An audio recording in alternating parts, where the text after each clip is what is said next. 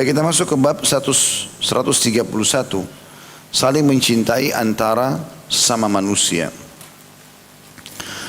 Hadis nomor 260, Imam Bukhari rahimahullah berkata, Ismail bin Abi Uwais mengabarkan kepada kami, ia berkata, saudaraku mengabarkan kepadaku dari Sulaiman bin Bilal, dari Ibrahim bin Abi Usaid, dari kakeknya, an Abi Hurairah radhiyallahu anhu an Nabi sallallahu alaihi wasallam qala, walladhi nafsi biyadi la tadkhulul jannata hatta tuslimu wa la tuslimu hatta tahabbu wa abshu salamu tahabbu wa iyyakum wal bughdha fa innaha hiyal halikah la aqulu lakum tahliku sya'rah walakin tahliku din. Dari Abu Hurairah radhiyallahu anhu bahwasanya Nabi sallallahu alaihi wasallam telah bersabda, demi Rabb yang jiwaku berada di tangannya, maksudnya demi Allah, N-nya besar kata ganti Allah, di tangannya, kalian tidak akan masuk surga hingga kalian masuk Islam, dan kalian tidak akan Islam hingga kalian saling mencintai. Sebarkanlah salam, niscaya kalian akan saling mencintai, dan hati-hatilah kalian terhadap kebencian, karena sungguhnya itu adalah menggunduli. Aku tidak mengatakan kepada kalian itu menggunduli rambut, akan tetapi dia menggunduli agama. Kandungan hadis ini yang pertama adalah kaitan antara iman dengan cinta karena Allah. Kemudian maksudnya tidak akan dianggap seseorang itu beriman sampai dia mencintai karena Allah. Ya. Apapun yang Allah perintahkan dia jalankan, apa yang Allah larang dia jauhi. Termasuk dalam bermuamalah dengan manusia. Jadi ada hubungannya. Kayak Allah suruh kita bakti sama orang tua, suruh istri patuh sama suaminya, ya, suruh orang tua memberikan nafkah dan lindungan kepada anaknya, perbuatan baik tetangga sama tetangganya. Ini kan perintah Allah yang kita suruh berbuat baik sama manusia. Maka itu ada hubungannya sama iman. Kemudian yang kedua, dalam hadis di atas terdapat anjuran agar senantiasa menyebarkan salam. Ini sudah sering kita ulangi, akan kita jelaskan lebih jauh sebentar insyaAllah. Masalah menyebarkan salam. Kemudian yang ketiga, peringatan agar menjauhi pemutusan hubungan, permusuhan, kebencian dan perselisihan.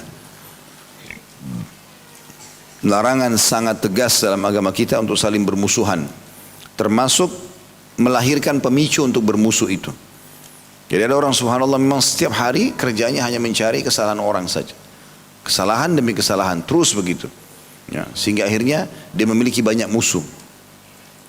Dan ini dilarang dalam agama Islam, karena kita tugasnya adalah bagaimana kita menjaga hubungan yang baik dengan orang. Ya.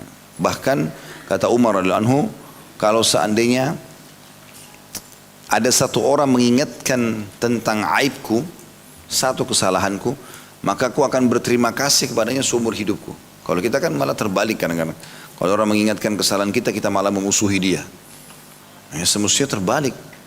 Ya, sampai dikatakan oleh statement seorang salafus saleh, janganlah engkau membenci orang-orang yang mengingatkan kesalahanmu, gitu kan? Karena sesungguhnya dia sedang membangunkanmu. Dalam statement yang lain dikatakan, jangan kau jadikan orang yang mengingatkanmu seperti jam beker yang kamu buang. Ini statement lain. Ya, ini sudah di zaman kita pada saat sudah ada jam yang berbunyi seperti itu. Lalu dikatakan, janganlah engkau menjadikan orang yang mengingatkanmu seperti jam beker yang kalau kau dengar membangunkanmu maka kau akan membuangnya dan merusaknya. Tapi yang benar adalah engkau justru bersyukur kenapa jam beker ini bisa menjadi penyebab kau bangun sehingga bisa beraktivitas. Jadi tidak usah kita terlalu berlebihan dalam membenci, tapi jadikan bahan muhasabah. Itu yang dimaksud sini. Kemudian juga yang keempat, rusaknya hubungan persahabatan merupakan bencana terhadap agama. Kapan seseorang sudah tidak punya teman, nggak punya sahabat, karena semua orang musuhnya dia, gitu, maka orang seperti ini rusak agamanya. Walaupun kelihatan secara performanya dia agamis. Ya. Ada orang begitu subhanallah, sama fulan, oh musuh saya, ini sama fulan, musuh saya, oh itu tidak cocok sama saya. Semuanya orang tidak cocok. Lalu siapa yang cocok sama kamu? Hanya orang yang bisa mengikuti keinginanmu saja. Ada orang seperti itu subhanallah. Dia mau cocok sama orang kalau orang mau ikuti semua keinginan dia. Ya, nggak mungkin itu. Itu nggak mungkin. Sekali kita diikuti, sekali kita mengikuti. Kan begitu. Harusnya ada itu. Kalau enggak, rusaklah hubungan dia sama manusia, berarti rusak hubungan dia sama Allah, rusak agamanya. Yang kelima, mengucapkan salam akan menyingkirkan pemutusan hubungan serta akan menumbuhkan kasih sayang dan mengokohkan persahabatan di antara kaum muslimin. Ini kan kita paparkan lebih jauh nanti tentang masalah salam itu sendiri ya. Baik, kita sekarang masuk ke rincian hadits ini. Bermula daripada sumpah Nabi SAW, "Walladhi nafsi biyadi." Demi jiwaku yang ada di tangannya. Ini termasuk sumpah yang dibolehkan dalam agama. Karena ternyata bukan hanya Nabi SAW yang melakukannya, tetapi sahabat juga begitu. Di antaranya Abu Hurairah radhiyallahu anhu sering kali mengucapkan, demi jiwa Abu Hurairah yang ada di tangannya. Maka sama saya kita mengatakan demi Allah. Dengan penuh keyakinan kalau nyawa kita ini dipegang oleh Allah SWT. Setiap saat Allah bisa tarik, sebagaimana Allah juga tiupkan ke badan kita. Maka ini sumpah yang positif ya. Dan dalam Islam ada adab-adab sumpah ya. Yang pertama, sumpah itu diucapkan kalau memang dibutuhkan. Dibutuhkan. Kita sudah sampaikan, orang nggak percaya, atau kita harus menyampaikan sesuatu untuk membela orang lain yang sedang benar di pengadilan misalnya. Tapi sumpah tidak boleh dipermainkan. Ada orang subhanallah cuma ditanya makan sama temannya, sudah makan belum? Demi Allah sudah. Apa hubungannya? Kadang-kadang ngobrol sebentar, sumpah apa? Kenapa harus sumpah? Itu.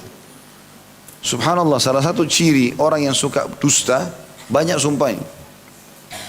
Jadi sumpah ini kita harus jaga, apalagi menggunakan nama Allah SWT. Hanya diucapkan kalau dibutuhkan. Darurat sekali. Kalau kita tidak butuh, maksudnya di sini tidak butuh nama kata, tidak diperlukan untuk mengucapkan itu.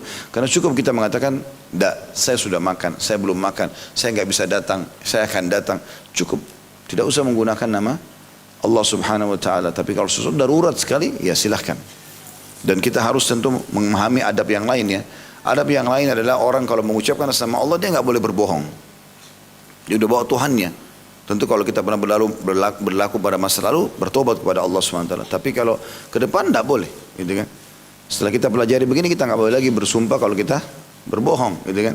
Atas nama Allah ya, demi Allah, padahal dia tahu dia nggak benar. Tidak, jangan. Kemudian adab juga di sini adalah kalau orang yang sudah terucapkan sumpah nama Allah di depan dia, misalnya dia nanyakan sesuatu, orang itu sudah mengatakan demi Allah tidak misalnya. Tugas kita menerima itu. Karena sebenarnya dia seakan-akan sudah melibatkan Allah untuk menghukum dia atau menolong dia. Kalau dia benar ditolong, kalau dia salah dia akan dihukum.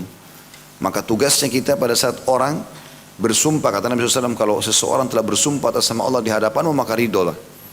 Terimalah, udah. Berarti urusan kau sama Allah. Ya.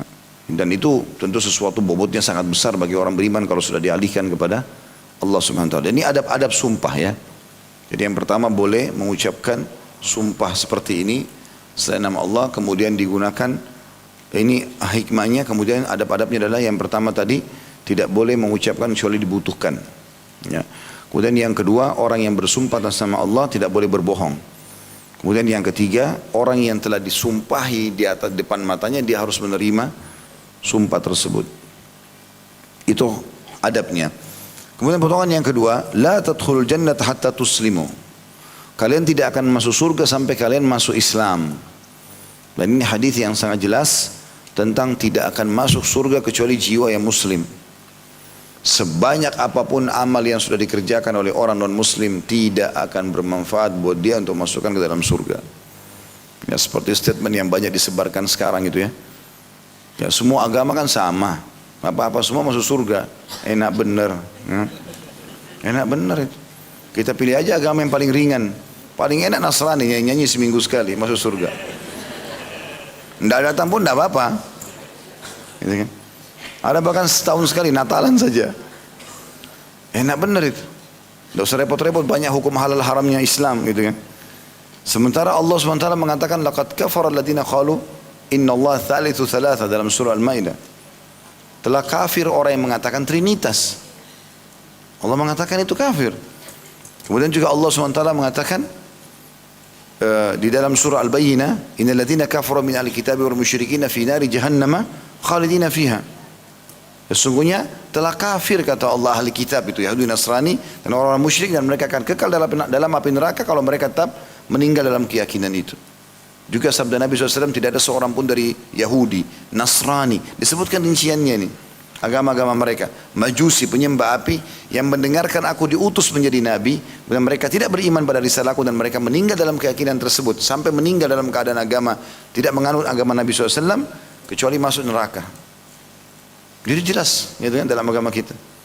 Ini tidak usah khawatir, oh nanti ini garis keras nih, ini ya, apalah istilahnya, banyak diistilahkan sekarang gitu kan. Dengan ini radikal, karena gara-gara mengatakan orang kafir-kafir. Oh, gimana caranya? Allah yang bilang, Qul ya ayyuhal, masa kita nggak mau mengucapkan, Allah bilang, katakanlah hai orang-orang kafir. Itu dari 1400 tahun yang lalu turun. Dan itu Nabi disuruh bilang kepada siapa? Orang Quraisy depan mata yang masih ada hubungan kerabat sama Nabi. Gara-gara mereka datang negosiasi sama Nabi SAW. Hai Muhammad, bagaimana kalau Mekah kita bagi dua? Bagaimana maksudmu bagi dua nih? Ya, sehari kau ikut ibadah kami, sehari kami ikut ibadahmu. Sama-sama, saling dukung, toleransi. Kata Nabi SAW, enggak boleh. Baik kalau begitu, sepekan sehari buat kami, sepekan buat kamu. Enggak bisa. Baik, sehari buat kami, sebulan buat kamu. Enggak bisa. Sehari buat kami, setahun buat kamu. Enggak bisa. Muhammad terakhir nih. Sehari buat kami, seumur hidup buat kamu. Enggak bisa. Langsung Jibril turunkan, Qul ya ayyuhal kafirun. Katakan hai Muhammad kepada orang-orang kafir yang lagi nego sama kamu itu, untuk toleransi. La a'budu ma ta'budun. Saya tidak akan pernah sembah apa yang kau sembah. Enggak ada ritualmu yang akan saya ikutin. Enggak mungkin. Wala antum abuduna ma'bud. Enggak usah kalian juga ikut-ikut datang masjid kami, enggak usah. Enggak usah semuanya. Lakum dinukum waliyadin. Kalian punya agama, kalian punya agama. Selesai. Masalah agama lain. Oh, enggak boleh pakai kata orang kafir. Aneh ini. Allah pencipta langit yang mengatakan begitu, baru datang di Indonesia sekarang ada orang bilang begitu, enggak usah pakai kata orang kafir. Ini manusia lahir dari mana ini? Ngaku muslim lagi. La haula wala quwata illa billah. Jadi kita nggak mungkin mengubah itu, ya. Jadi syarat masuk surga muslim, selesai. Dan itu harus antum yakin, tidak boleh ragu. Salah satu hal yang tekankan Ibnu Qayyim rahimahullah, bisa membatalkan keislaman seseorang kalau dia ragu tentang kekafiran orang kafir. Nggak boleh ragu, karena Allah yang bilang mereka kafir. Kadang kita mengatakan enggak loh ya Allah, mereka enggak kafir. Bagaimana caranya? Penciptanya mengatakan kafir, dan kafir artinya bukan muslim, selesai, gitu kan? Dan orang-orang kafir enggak tersinggung kita bilang mereka kafir, sebagaimana mereka bilang kita kafir. Mereka mengatakan kita kafir, gitu kan? Jadi istilah kafir selain orang yang beriman menurut mereka, kan gitu. Tidak ada sesuatu yang di situ. Jadi enggak usah ngorek-ngorek masalah yang baru kepada umat Islam ini. Kita udah faham itu, enggak usah masuk ke bumbu yang sudah kita tahu, gitu kan? Supaya dikacaukan masakan kita, nggak bisa. Kita sudah tahu semuanya itu. Tapi banyak orang yang bodoh, subhanallah. Baik. Kemudian kata Nabi SAW, jadi ini kunci tidak boleh masuk surga kecuali muslim. Kemudian dikatakan, wala tuslimu hatta tahabu. Dan kalian tidak akan sempurna Islam kalian sampai kalian saling mencintai. Ya. Di sini makna mencintai adalah dua. Makna yang khusus adalah mencintai sama muslim. Makna yang umum, mencintai semua makhluknya Allah. Tapi di sini khusus hadis ini tentunya makna yang pertama lebih tepat, karena ada hadis yang serupa dengan ini tapi menggunakan kalimat tu'minu. La tadkhulul jannata hatta tu'minu. Kalian tidak akan masuk surga sampai kalian sampai kalian beriman. Wala tu'minu hatta tahabbu. Kalian tidak akan sempurna imannya sampai kalian saling mencintai. Seperti itulah, ya. Jadi maknanya sebenarnya adalah mencintai sesama muslim secara khusus, ya. Tapi Imam Bukhari rahimahullah memasukkan di sini yang umum, yaitu seperti judulnya, ya, saling mencintai antara sama manusia. Berarti mencintai di sini dalam arti kata adalah umum, gitu kan? Tapi makna di sini ulama tekankan hadis ini terkhususkan kepada muslim, karena potongan pertama hadis dikatakan kalian tidak akan masuk surga sampai kalian muslim. Berarti perintah di sini, dan kalian tidak akan sempurna Islamnya sampai kalian saling mencintai, maknanya mencintai sama muslim. Ya. Dan tentu cinta maknanya pengorbanan dan loyalitas. Itu bernamanya cinta. Kalau ada suami istri bilang, iya saya cintai kamu, tapi begitu pasangannya sakit ditinggal, begitu miskin ditinggal, dusta semua, palsu. Tapi orang kalau suka duka bersama, itu luar biasa. Saya pernah lihat sedikit cuplikan kecil, ada sepasang suami istri di Mesir. Itu suaminya setelah berapa tahun menikah, punya anak mungkin 2-3, rupanya kena penyakit apa gitu, lumpuh total. Tapi masih bisa ngomong segala macam. Itu subhanallah digendong sama istrinya. Istrinya yang menggendong dia, istri memang badannya agak besar, digendong terus diwawancara. Sebuah heboh karena dari rumahnya selalu jalan ke pasar, jalan kemana. Jadi istri itu menggendong seperti anak kecil, badan suaminya mengecil gitu kan. Tapi berinteraksi gitu. Terus ditanya, diwawancarai di situ. Dia bilang, bagaimana anda melalui masa-masa hidup begini? Kata istrinya, inilah pernikahan. Ya saya harus melalui suka duka bersama suami saya. Tidak mungkin pada saat dia sedang sehat saya bersama, lalu sekarang dia sakit saya tinggalkan. Lalu ditanya lagi, apakah suami anda pernah tawarkan anda supaya cerai nikah sama laki-laki? Dia bilang sudah sering. Tapi saya mengatakan tidak akan pernah ada yang memisahkan kita kecuali kematian. Itu cinta yang benar. Ini lihat tetangga mobilnya bagus, mulai melirik. Ini pekerjaan lebih bagus, mulai melirik. Cinta palsu semua. Cinta sinetron, film-film. Makanya Nabi SAW mengatakan tidak ada cinta yang benar kecuali cinta yang murni dari suami istri yang benar saling berkorban. Itu namanya cinta. Orang loyalitas, ya, ada loyalitasnya, memberi sesuatu, berkorban dan seterusnya, itu namanya cinta. Makanya dikatakan kalian tidak akan masuk Islam, tidak akan sempurna Islam sekali kalian saling mencintai. Maksudnya loyal terhadap sama Muslim. Itu namanya cinta. Mendahulukan dia, memberikan dia. Kalau tidak salah di YouTube sudah ada bahasan kami tentang masalah adab persaudaraan dalam Islam itu. Pada saat mengkaji khusus babnya dalam kitab Minhajul Muslim Syekh Abu Bakar rahimahullah tentang masalah itu. Kemudian selanjutnya, wa absyus salam tahabbu. Ya. Inti yang paling atau sesuatu perbuatan yang paling banyak membuat kalian saling mencintai, mulailah salam, sebarkan salam di antara kalian. Jadi sering ucapin salam ini penting. Karena kita masih ada satu tradisi teman-teman harus kita ubah di Indonesia. Kita enggak salam kecuali pada orang yang kita kenal saja. Ini salah ini. Karena salam itu kenal dengan tidak kenal. Begitulah sabda Nabi SAW di dalam hadis riwayat Imam Muslim. Pada saat seorang sahabat bertanya, ya Rasulullah, ayu islamin khair? Wahai utusan Allah, amalan apa dalam Islam yang baik sekali? Setelah kewajiban, apa saja? Kira-kira yang paling banyak pahalanya, paling dicintai oleh Allah? Kata Nabi SAW, tut'imut ta'am, memberi makan orang. Jangan selalu mau ditraktir saja, traktir orang juga. Jangan selalu maunya tetangga antar makanan, kita tidak pernah antar ke orang, gitu kan? Ya, itu bakhil. Kemudian juga ya, mengucapkan salam kepada orang yang kau kenal dan kau tidak kenal, kata Nabi SAW. Dia tidak kenal pun sama. Jamin salam. Assalamualaikum warahmatullahi wabarakatuh, ucapin dan lengkap. Assalamualaikum 10 pahalanya. Warahmatullah 10. Wabarakatuh 10. Ini kalau tulis ASS. Apa itu? As gitu. Ya akhir. Assalamualaikum. Ucapin sana. Assalam artinya semoga keselamatan dunia akhirat untuk kamu. Indah sekali makna doa itu. Warahmatullah, semoga rahmat Allah. Rahmat itu nikmat terbesar, karunia diberikan padamu. Wabarakatuh, semoga selalu cukup buat kamu. Bayangkan teman-teman kalau kita sehari telepon-teleponan suami istri 10 kali. Assalamualaikum warahmatullahi wabarakatuh. Kita baru dijawab, waalaikumsalam, untukmu juga keselamatan dunia akhirat, warahmatullah, dan juga kebahagiaan, karunia yang besar, wabarakatuh, dan semoga berkah. Orang tua pada anak, masuk kamar anak ucapin salam, doain dia. Masuk rumah kita biasakan ucapin salam. Bahkan kata Nabi SAW, siapa yang mau masuk ke rumahnya ucapin salam saja, walaupun buat diri dia sendiri. Syaitan di sekitar rumahnya akan berkata pada teman-temannya, gak ada tempat nginap buat kalian malam ini.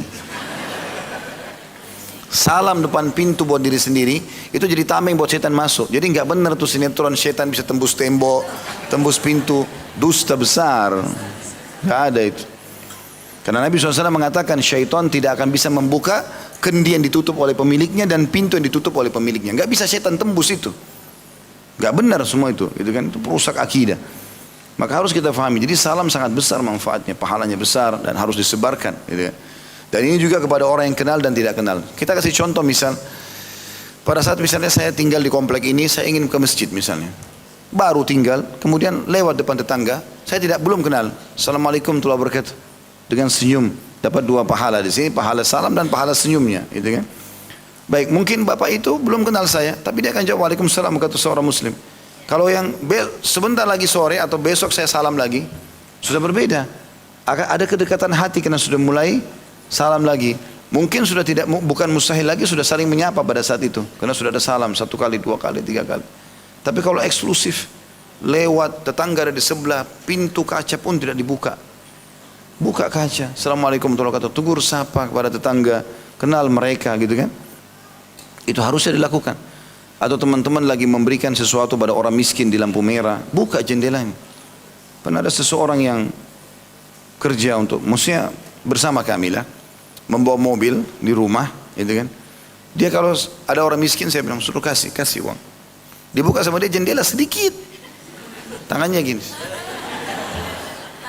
Ya akhi, buka jendela, buka. Berhenti dulu, buka jendela. Kasih orang itu uang, senyum sama dia, lihat mukanya. Gimana caranya tuh? Luar biasa. Belum jadi orang kaya sudah begini gimana? Bagaimana kalau jadi orang kaya? Orang miskin itu subhanallah, kalau kita kasih dan kita sambil lihat ke mukanya, kasih ke tangannya, gembiranya luar biasa gitu. Saya pernah berjalan sama seorang teman saya, kebetulan namanya dia Khalid juga, tapi orang Saudi, orang Madinah. Kami bersahabat, beliau asli orang Madinah. Satu waktu saya ada urusan di kantor kampus waktu itu di Madinah, sama-sama menuju ke fakultas kami. Pas jalan lagi ngobrol-ngobrol berdua, rupanya ada mobil sampah. Saya betul-betul ambil pelajaran subhanallah. Mobil saya nggak pernah berpikir itu. Dia hanya melakukan, ada mobil sampah dan sampahnya lagi banyak numpuk. Di situ ada orang Bangladesh, saudara kita orang Muslim dari sana. Itu bajunya kotor, saking capeknya tidur di atas sampah itu. Di dalam mobil sampah. Itu pas kami sudah mau masuk ke materi kuliah gitu kan. Terus dia berhenti, dia bilang sebentar Khalid, sebentar. Ya, berhenti, saya pikir dia mau apa. Dia masuk itu lalu dia tegur, assalamualaikum, assalamualaikum, dipanggil sama dia. Sampai bangun orang itu. Itu dalam kondisi orang itu penuh dengan sampah badannya, bajunya kotor, tangannya kotor. Salaman, dia salaman sama dia. Dia salaman sama dia. Setelah dia salaman, jalan. Terus dia tidak bicara apa-apa, cuma saya ambil pelajaran subhanallah. Apa maksudnya orang ini? Paling tidak kalau kita bersangka baik adalah orang ini pasti ingin menghilangkan sifat sombongnya dengan salaman begitu. Masukkan kegembiraan dalam hati seorang muslim. Dan itu satu hal yang positif. Saya juga ambil pelajaran, ternyata sangat menggembirakan bagi orang-orang yang susah tuh kalau kita bukan cuma sekedar kasih ya. Karena salah satu yang membatalkan sedekah kita teman-teman kalau diikuti dengan man wal adha. Dengan ucapan kalimat yang tidak baik dan juga ketidaksopan. Misal ada orang minta lempar ke dia, ini ambil. Nggak boleh. Karena sebenarnya kalau kita sedekah, secara materi dia dapat keuntungan, secara pahala kita dapat keuntungan. Makanya para salafus saleh itu kalau sedang ada orang miskin bawa sedekahnya, pada saat bubar mereka mengatakan, sungguh orang-orang ini pergi membawa pahala-pahalaku, sedekahku ketimbangan amal tanpa diupah sedikit pun. Karena dia pakai beli roti, pakai beli makanan selesai. Tapi kita nilainya itu akan ada di hari kiamat. Tanpa mereka dari mana kita bisa dapat pahala sedekah? Harus berpikiran begitu. Makanya sebagian salaf mengatakan, siapa yang tidak menganggap dirinya lebih butuh daripada penerima sedekah itu, maka dia telah menghancurkan sedekahnya. Mestinya kita merasa kita lebih butuh daripada orang miskin itu. Seperti itulah. Ya. Itu yang dimaksud dalam poin ini. Jadi sebarkan salam kepada orang kenal dan tidak dikenal. Jangan eksklusif. Kemudian wa iyyakum wal bughdha. Jangan, hati-hatilah kalian dari permusuhan, perselisihan. Ini yang saya pernah bahasakan teman-teman. Menuju ke akhirat, bawa 2 hal, jangan bawa 2 hal. Bawa ke akhirat itu amal soleh dan teman soleh. Mulai hari ini, detik ini amal soleh saja. Dari amal baik ke amal baik. Begitu juga dengan teman-teman yang baik. Teman-teman yang lebih baik secara keimanan dan ilmu daripada kita. Itu jadi sahabat kita sehingga mereka bisa menolong kita hari kiamat. Sebagaimana sabda Nabi SAW, nanti akan datang orang-orang mukmin di hari kiamat. Kemudian dia masuk surga sambil mengatakan, ya Allah, sahabatku fulan pernah ikut sholat bersama kami, pernah begini dan begitu. Walaupun amalnya kurang. Maka Allah pun menyuruh si orang ahli surga ini untuk menjemputnya di neraka. Dikeluarkan temannya itu. Karena hanya kenal saja. Majlis orang-orang yang baik, itu kata Nabi SAW, Allah SWT berfirman pada saat itu, ya kalau ada orang berduduk dalam majlis kemudian berkumpul, Allah mengampuni mereka. Lalu malaikat mengatakan, ya Allah, ada fulan, bukan dari mereka, kebetulan mampir saja. Maka kata Allah SWT, mereka adalah kaum yang tidak akan mengharamkan orang lain. Makna hadisnya, tidak akan terharamkan orang lain untuk mendapatkan manfaat yang sama hanya karena bergabung saja. Manfaatnya besar sekali, gitu kan? Dan kata Nabi SAW, perumpamaan majelis yang baik, teman-teman yang baik, seperti penjual minyak wangi. Kalau kau hanya lewat, minimal kau cium baunya. Kalau kau mampir, bisa kau diberikan hadiah atau kau membeli minyak wanginya. Perumpamaan majelis yang buruk, dan ini dua hal yang tidak boleh dibawa di akhirat, ya, adalah musuh dan juga dosa. Majelis yang buruk ini teman-teman seperti kata Nabi SAW, nafikhul kir, peniup arang. Ya. Kalau kau lewat tercium bau busuk, bau tidak sedap. Kalau kau tinggal maka baju bisa terbakar.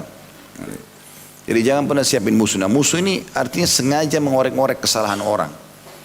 Makin kita tidak tahu teman-teman, makin bersyukur kepada Allah. Jangan tahu sudah, nggak perlu tahu. Tidak usah tahu. Ya.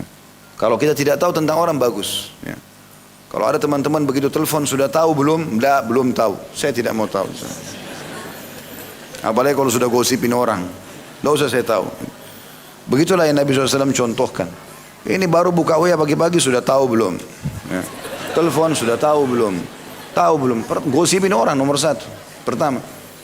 Dulu itu berita gosip cuma seminggu sekali mungkin. Sekarang setiap hari. Sekarang hot news. Luar biasa. Setiap berapa hari sekali berita terbaru. Berita terbaru. Dan seringkali masalahnya orang. Gosipin orang. Gitu kan. Waktu Nabi SAW ditanya, apa itu ghibah? Dosa besar, gunjing. Kata sahabat terdiri Allah dan Rasul lebih tahu, kata mereka. Kata Nabi SAW, engkau menyebutkan sesuatu yang tidak disukai oleh saudaramu. Walaupun benar ada padanya. Kenapa? Sahabat mengatakannya Rasulullah, bagaimana kalau yang saya ceritain ada padanya? Memang ada dasarnya aib itu. Dia bilang, kalau ada kau telah menggibahnya. Kalau tidak ada maka engkau telah menzaliminya. Atau membuat fitnah gitu. Jadi harus hati-hati nih teman-teman. Jangan boleh ada permusuhan. Orang musuhi kita biarin. Yang penting jangan kita musuhi orang. Karena pasti ada saja orang yang musuh sama kita ya. Terutama orang-orang yang memang tidak sejalan. Itu umumnya begitu. Yang penting kita sudah jujur, kita sudah baik, kita sudah menjadi orang yang baik. Patuh kepada Allah. Kalau orang yang tidak suka berarti orang bertentangan sama kita. Karena orang yang baik pasti akan sejalan dengan kita. Karena Nabi SAW mengatakan al-arwahu junudun mujannadah. Jiwa itu, ruh itu seperti pasukan yang saling bersatu. Mana yang sejalan, sama-sama beriman, sama-sama fasik atau kafir, itu akan sejalan. Mereka akan nyaman bersama-sama. Dan mana yang tidak sejalan, maka akan terpisah. Jadi yang orang, kalau kita sudah baik, ada orang tidak suka, berarti tanda tanya orang itu. Ya, kita sudah tahu tolak ukurnya. Tentu baik ini kita sportif, menilai diri kita benar atau tidak. Kita sudah baik nggak di pandangan agama. Fa innaha hiyal halika. Karena ketahuilah permusuhan itu adalah pembinasaan sebenarnya. Maknanya pembinasaan. Tapi sini kalau terjemahan letternya adalah ya, dibahasakan di sini penggundulan. Ya. Maksudnya penggundulan sini adalah akan habis banyak hal dari kamu. Lalu Nabi SAW jelaskan, sesungguhnya bukan menggundul kepala yang saya maksudkan. Maksudnya bukan merontokkan rambutmu permusuhan itu, tetapi dia akan menghancurkan dan menggunduli agama. Dia akan habis imanmu. Tertinggal performanya saja. Cuma ada jenggotnya, cuma ada jilbabnya, cuma ada segala macam, cuma performance saja. Tapi tidak ada Islam dalam dirinya. Itu akan hilang hanya karena melahirkan permusuhan-permusuhan. Dan ini saya perlu ingatkan teman-teman sekalian ya. Karena di majelis ilmu, saya lihat sudah banyak orang yang masuk majelis ilmu, tapi muncul dua penyakit besar. Ini bahaya sekali. Yang pertama, suka gosipin orang. Padahal itu ghibah. Di majelis ilmu datang, cari aibnya orang. Dan pada saat dia pakai jilbab besar, dia pakai kopiah, cerita tentang temannya, orang berpikir ini orang agamis. Dianggaplah itu ghibah benar. Enggak benar. Menyebutkan aib yang ada pada orang lain ghibah, dosa besar. Mau di majelis ilmu atau di luar majelis ilmu. Tapi penuntut ilmu harus lebih jauh dari ini. Enggak boleh ini teman-teman. Ya. Yang kedua suka nyari-nyari kesalahan orang. Begitu dia masuk di pengajian, mulai lirik kiri kanan, cari siapa yang punya kekurangan. Atau dia keluar dari majelis, mulai dia kenal pakaian-pakaian syar'i, keluar, begitu ketemu orang di luar, dilihat dari rambut sampai kaki. Sama enggak dengan dia? Kalau enggak berarti bukan golongan kita. Dari mana? Di zaman Nabi SAW banyak sahabat yang baru masuk Islam tidak faham agama. Lalu dirangkul oleh sahabat Nabi yang lain, bukan dimusuhi. Ini kenapa jadi penyakit di majelis ilmu ini? Harus mencari-cari kesalahan orang. Bahkan sampai pada tingkat sudah mencari kesalahan gurunya. Ini gurunya salah apa ini? Oh ini salah, ini begini. Dicari aib, nyebar. Kenapa ini? Ini merusak agama kita. Jadi nanti tinggal performance saja. Udah nggak ada lagi masalah agama itu. Sayang. Saya menuntut ilmu harus lebih baik, lebih lunak, lebih segala macam. Ingat, kalau saya pribadi ya, Saya menjadikan orang yang masih belum faham agama depan saya adalah target pasar saya. Bagaimana saya meraih pahala dari dia. Karena kalau semua orang sudah baik, kita mau dapat pahala dari siapa? Tapi ada orang tidak. Begitu dia lihat orang salah, dimusuhi, dijauhi. Salah ini, keliru. Gitu kan? Nasihat, diberikan masukan. Supaya mereka menyadari masalah itu. Allahu a'lam. Baik, karena sudah menjelang jam 11 teman-teman sekalian. Kita tutup sampai sini insyaAllah. Subhanakallahumma bihamdika. Asyhadu an la ilaha illa anta astaghfiruka wa atubu ilaik. Assalamualaikum warahmatullahi wabarakatuh.